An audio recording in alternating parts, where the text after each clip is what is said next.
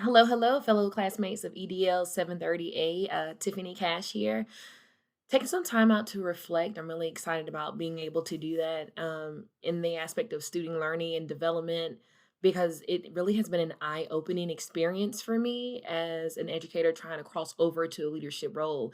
Since I've been working with my principal mentor and being a part of some of the budget conversations and the things that we have to take in consideration, I have been taken aback.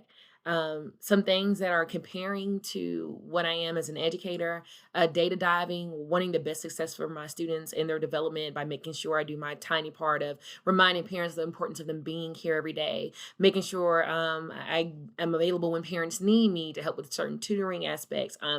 Data diving my life away so much to the point that sometimes I have dreams of master lesson plans and things that I could implement to try and close the gaps, and I come in and try them. Always staying reflective. It compares learning development in the leadership position of the aspect because that's the same thing I do as an educator. The contrasting part of that to see what their success is. The contrasting part of that for me is doing it at such a large capacity. Leadership has to consider these things or these intimate conversations and entities from pre-kindergarten to fifth grade, not just my fifth grade classroom of 30 students.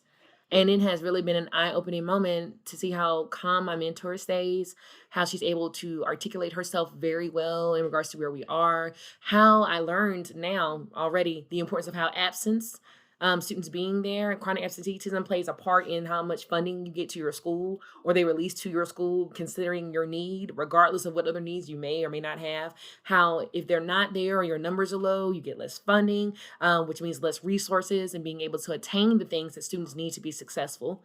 I didn't know that that played a role in anything, in anything in that aspect. Considering the data from all angles. Another comparing point for me as a classroom teacher was the vertical alignment. When I create a lesson plan for a subject, I consider the vertical alignment for wherever they first were introduced to something because I'm trying to make a foundational point so that everyone can be a part of our discourse. My classroom, I call discourse back and forth. So they all can be a part of the conversation no matter where their level is. I have three IEP students, six SWDs, and the other students are considered general ed. Oh, and two multilingual language learners. And I want to be able to have a foundational point so everyone can be a part of the conversation and feel valued and heard as I'm trying to develop advocates as well, all in one swoop. And so what I'm learning at the leadership level is it's the same situation and the necessity still has to be at the forefront for your educators, the people that you're leading and trying to get them to align to your vision. My mentor is slowly but surely showing me the ways in which that's getting done and showing me the reason why. When we start our PDP goals, she sends out a school-wide PDP goal plan with 6 things. And if you want to add something else to it, she allows you to do that. But she sends out a PDP goal with 6 things. And she said the reason why she started doing that, and that's not something that all principals do. I assumed that, so I had to ask her. Excuse me. She said no.